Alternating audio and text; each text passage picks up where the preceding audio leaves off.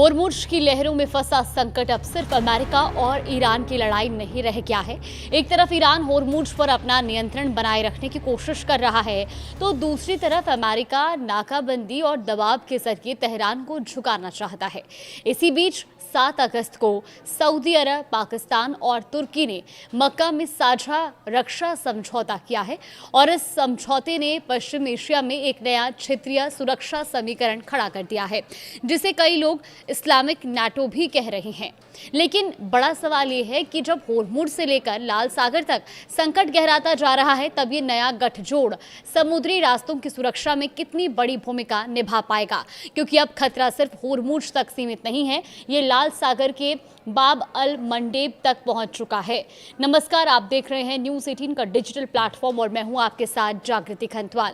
तो देखिए, जुलाई में ऐसे रिपोर्ट सामने आई थी कि ईरान ने हूती विद्रोहियों से कहा था कि अगर अमेरिका उसके ऊर्जा ढांचे पर हमला करता है तो वो बाब अल मंडेब को बंद करने के लिए तैयार रहें। इसके बाद हूतियों ने कई जहाज़ों को निशाना भी बनाया। तो सबसे पहले समझते हैं कि आखिर होर्मुज़ इतना बड़ा मुद्दा क्यों है। होर्मुज़ दुनिया के सबसे महत्वपूर्ण ऊर्जा मार्गों में से एक है। अंतर्राष्ट्रीय ऊर्जा एजेंसी यानी कि IEA के मुताबिक 2025 में औसतन करीब 2 करोड़ बैरल कच्चा तेल और तेल उत्पाद हर दिन इस स्ट्रेट से गुजर रहे हैं। अब ये दुनिया के समुद्री तेल व्यापार का करीब 25% था।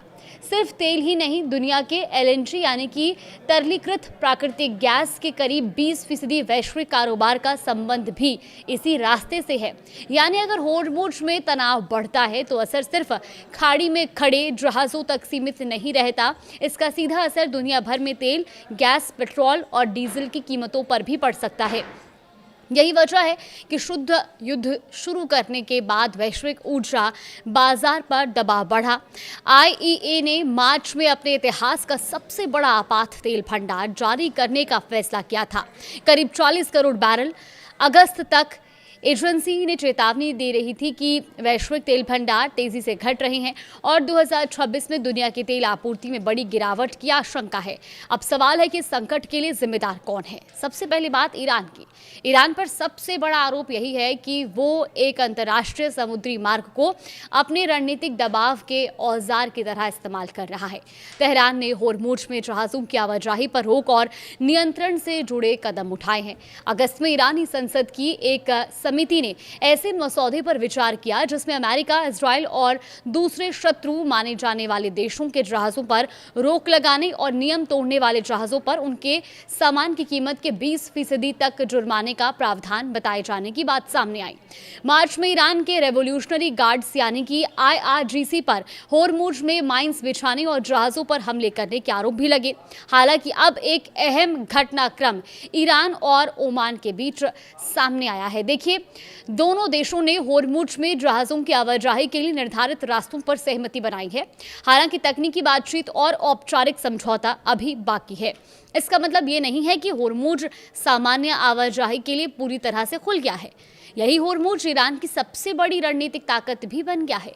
जल मार्ग को खोलने या बंद रखने का सवाल अब सिर्फ सुरक्षा का नहीं बल्कि बातचीत और दबाव की बड़ी चाबी बन चुका है। अब आते हैं अमेरिका पर। देखिए, पूरी कहानी का दोष सिर्फ ईरान पर डालना भी आसान नहीं है, क्योंकि अमेरिका ने जुलाई में ईरान पर अपनी नौसैनिक नाकाबंदी फिर लागू करने की घोषणा की। अमेरिकी राष्ट्रपति डोनाल्ड ट्रंप ने यह भी कहा था कि अमेरिका होर्मुज़ से आने वाले सामान पर 20% शुल्क लगा सकता है। बाद में उन्होंने इस योजना को व्यापार और निवेश समझौते में बदलने की बात कही। यानी तस्वीर बिल्कुल साफ है कि एक तरफ ईरान का संदेश है कि होर्मुज़ पर उसकी शर्तें चलेंगी, तो दूसरी तरफ अमेरिका का संदेश है कि तेहरान को इस अहम जलमार्ग पर अकेले नियंत्रण तय करने की अनुमति नहीं दी जाएगी। और इसी टकराव ने संकट को और ज़्यादा जटिल बना दिया है। अब इस कहानी में एक नया खिलाड़ी भी शामिल हो गया, सऊदी अरब, पाकिस्तान और तुर्की। 7 अगस्त को तीनों देशों ने मक्का में साझा रक्षा समझौता किया। इसके तहत किसी एक देश पर हमला तीनों देशों के खिलाफ हमला माना जाएगा। तुर्की के विदेश मंत्री हाकान फिदान ने इसकी तुलना नाटो के सामूहिक रक्षा सिद्धांत से की है। हालांकि तीनों देशों ने यह साफ किया कि ये समझौता किसी खास देश के खिलाफ गठजोड़ नहीं है। इसी वजह से इसे इस्लामिक नाटो कहना आकर्षक जरूर है, लेकिन अभी इसे नाटो जैसा मानना जल्दबाजी होगी, क्योंकि इस समझौते का वास्तविक सैन्य ढांचा और जमीन पर संयुक्त कार्रवाई की क्षमता अभी तय होनी बाकी है। फिर भी सवाल बड़ा है, अगर खाड़ी और आसपास के समुद्री रास्तों पर इतना बड़ा संकट है तो ये नया सुरक्षा गठजोड़ इन रास्तों की सुरक्षा में कितनी सक्रिय भूमिका निभाएगा। अभी तक इस संगठन की तरफ से होर्मुज में कोई ठोस साझा सैन्य हस्तक्षेप दिखाई नहीं दिया है। वहीं सऊदी अरब ने होर्मुज संकट के जवाब में जहां लाल सागर के रास्ते अपने व्यापार को बढ़ाने की कोशिश की है, तो आखिर इस पूरी कहानी का असली खलनायक कौन है, ये एक बड़ा सवाल है। और अगर इस संकट को सिर्फ एक विलन की कहानी बनाने तो तस्वीर अधूरी रह जाएगी। ईरान होर्मुज को अपने रणनीतिक दबाव के हथियार की तरह इस्तेमाल कर रहा है। अमेरिका सैन्य नाकाबंदी और आर्थिक दबाव के जरिए तेहरान को झुकाने की कोशिश कर रहा है।